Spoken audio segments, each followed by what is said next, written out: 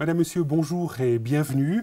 Les crises de la foi, étape sur le chemin de la vie spirituelle, c'est un petit livre qui vient de sortir et dont nous recevons l'un des auteurs. Louis Schweitzer, bonjour. Bonjour. Alors, vous venez de publier, vous qui êtes professeur d'éthique et de spiritualité à la faculté de théologie évangélique de Vaux-sur-Seine, en banlieue parisienne, vous venez de publier Les crises de la foi, étape sur le chemin de la vie spirituelle. Vous avez à côté déjà publié plusieurs ouvrages de spiritualité. Alors, qu'est-ce qu'il apporte ce livre, Les crises de la foi, de plus que les ouvrages que vous avez publiés jusqu'à maintenant? Alors sans doute il est différent parce qu'il aborde un sujet qu'on aborde peu. On imaginerait toujours on voudrait imaginer que la vie spirituelle est un long fleuve tranquille.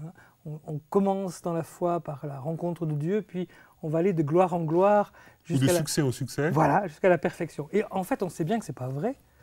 Non seulement, à de rares exceptions près, ce n'est pas notre expérience, ce n'est pas l'expérience des grands chrétiens depuis 2000 ans, et bibliquement, ça n'est pas l'expérience non plus de beaucoup de grands personnages bibliques.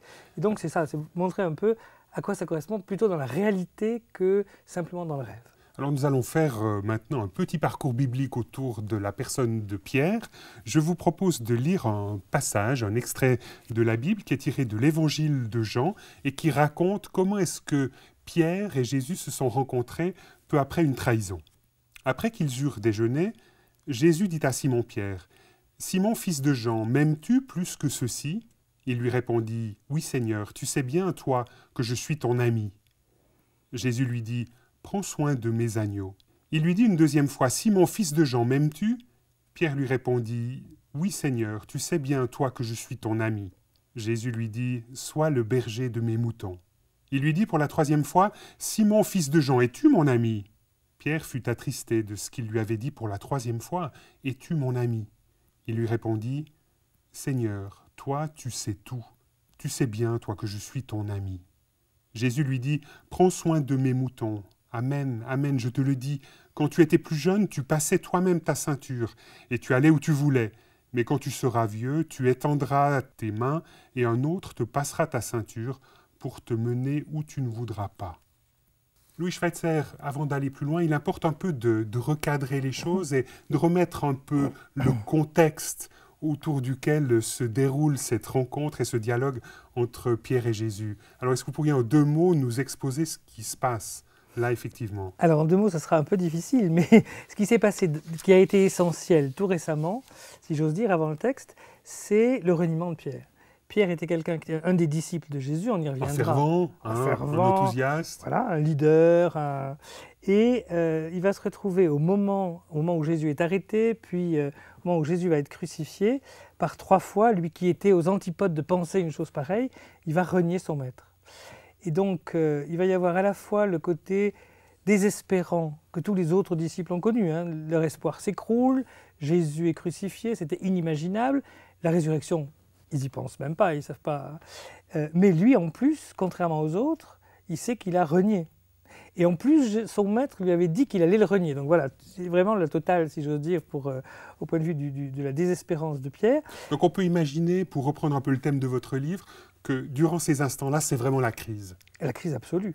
Parce que tout ce à quoi il croit, tout ce sur quoi il a misé son existence s'écroule, puisque celui qu'il croyait être le Messie meurt sur la croix, donc c'est pas possible qu'il soit le Messie. En même temps, tout ça, ça ne fonctionne plus. Et puis en même temps, il y a aussi une crise par rapport à lui-même. Voilà, il s'est rendu compte que finalement, lui, qui était absolument sûr de ne pas pouvoir renier son maître, il l'a renié. Et donc après, Jésus va ressusciter, Jésus apparaît à Pierre, et je me suis toujours dit que Pierre devait avoir des sentiments assez ambivalents. Il devait être ravi, comme les autres, de la résurrection, mais contrairement aux autres, il devait y avoir une culpabilité qui devait le travailler à l'intérieur, j'imagine. Et le texte que nous venons de lire, c'est au fond le moment du rétablissement. Il y a que de même que trois fois il avait renié Jésus, de même on voit la symbolique, trois fois, m'aimes-tu. Voilà. Et Jésus va lui confier occupe-toi de mon troupeau, occupe-toi de mes brebis, paie mes brebis. Donc il y a une sorte de reconfirmation de Pierre dans son appel, dans sa vocation. Tout à fait. Ouais. Alors, ce qui est aussi assez frappant et assez impressionnant, c'est qu'on peut imaginer ce qui se passe à ces instants-là dans la vie de Pierre. Vraiment, son monde qui devait être complètement effondré se reconstruit petit à petit. Et on voit un Jésus qui l'accompagne, qui l'aide à sortir de la crise. Oui, et on pourrait même dire, il me semble en plus, non seulement se reconstruit petit à petit, mais se reconstruit mieux. On pourrait presque dire que s'il n'y avait pas eu la crise, d'après les indices qu'on a dans le reste de l'Évangile, je crois que Pierre n'aurait jamais été capable d'être le Pierre qu'on a connu après dans les Actes des Apôtres. Parce qu'il y avait en même temps un enthousiasme dont vous parliez tout à l'heure, mais il y avait aussi une fragilité fondamentale. C'était le type même du leader, mais je crois peu fiable à certains égards, parce qu'il se prenait trop au sérieux. Donc finalement, cette crise permet à Pierre de goûter ensuite à une certaine stabilité, à une certaine fiabilité. Ça peut devenir oui. ce pilier d'église tel que nous... Oui, je crois qu'elle était paradoxalement indispensable. On voit je ne sais pas si on peut revenir un peu sur l'histoire de Pierre avant, Bien sûr. mais à plusieurs reprises, on a l'impression que c'est toujours ambivalent. Pierre est quelqu'un qui à la fois est un enthousiaste terrible, mais qui n'écoute pas. Il suit son maître, mais en fait il suit l'idée qu'il se fait de son maître. À un moment donné, Jésus va demander à ses disciples « Qui dit-on que je suis ?» Et puis là, Pierre a une envolée tout à fait extraordinaire. Voilà. Et Pierre va dire « Tu es le Christ, le Fils du Dieu vivant ». La confession de foi, on pourrait dire presque fondatrice. Jusque-là, 10 sur 10. Le problème, c'est que juste après, Jésus commence à dire qu'il devait être arrêté, qu'il devait aller à Jérusalem, qu'il devait être arrêté, etc. Et là, Pierre dit « Mais non, non, c'est pas possible, ça ne se fera pas, etc. » Comme si Pierre n'écoutait que l'idée qui se fait de ce que devait être Jésus. Mais ce que Jésus dit, au fond, ça ne... Et alors que Jésus, juste avant, lui dit, quand il dit « Tu es le Christ », au fond, c'est le Saint-Esprit qui t'a fait dire ça. Après, la deuxième envolée de Pierre disant « Non, ça n'arrivera pas », il lui dit « Arrière de moi, Satan ». C'est terrible, ça. Hein. Donc, quand vous avez une personnalité très forte, qui est capable à la fois d'être porte-parole en quelques minutes, et du Christ, et du Saint-Esprit, et du diable, c'est quand même gênant pour lui de confier une responsabilité. Et il me semble qu'à d'autres reprises, au tout dernier moment, peu avant l'arrestation, il y a la dernière scène. Et là, il se passe à peu près la même chose. Jésus commence à dire ce qui va devoir arriver, et lui dit « mais jamais, c'est pas possible, etc. » Et puis personne ne te reniera, et moi, même si je devais mourir, je ne te renierai pas. Jésus lui dit « mais, alors en s'adressant directement à lui, avant que le coq ne chante, tu m'auras déjà renié 3 fois. » Et lui continue à dire « mais non, impensable, etc. » Donc là, vous avez l'impression que cette crise, et puis cette résolution de la crise, permet quelque part à Pierre de mûrir au niveau de sa personnalité intérieure. Je crois lui permet de prendre conscience de manière infiniment douloureuse de sa fragilité. Il se rend compte qu'il n'est pas le tout-puissant qu'il croyait quand même, je crois, être.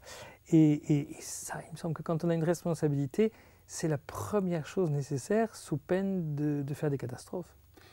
Lorsque vous découvrez ce texte biblique, que vous l'analysez, donc dans l'évangile de Jean au chapitre 21, est-ce que c'est un texte qui vous rejoint? Est-ce que c'est un texte qui, quelque part, permet aussi de jeter peut-être un éclairage particulier sur certaines crises que vous avez traversées? Alors, je n'ai pas le tempérament de Pierre, pour être tout à fait honnête, donc je ne crois pas avoir forcément les mêmes problèmes que lui. En même temps, oui, je crois que le point commun, c'est que le fait de croire que tout marche bien et de croire qu'on est capable, et qu'on est capable en fonctionnant nous-mêmes, sans avoir besoin de Dieu, ça, je crains que c'est assez courant, et je crois que je peux connaître ça du dedans. Le fait d'avoir besoin de passer par un échec. Ou par une trahison? Alors voilà, c'est déjà plus rare relativement, où il y a des trahisons à tous les degrés, niveaux, disons, oui, à toutes sortes de niveaux. Mais je pense que c'est cette manière douloureuse de percevoir que, oui, nous ne sommes pas capables par nous-mêmes, si ce n'est pas Dieu qui nous aide. Et puis alors, je crois que ce qui est formidable dans le texte, et ce qui nous rejoint, il me semble, ce qui me rejoint, mais je crois tout le monde, c'est cette manière attentionnée du Christ de tout faire pour que justement Pierre puisse changer. C'est-à-dire qu'il va doucement, par 3 fois, lui poser des questions. Et la première question est amusante, parce qu'il lui dit « Simon », donc c'est son nom d'avant l'appel. Le fait qu'il était appelé par M'aimes-tu plus que ceci?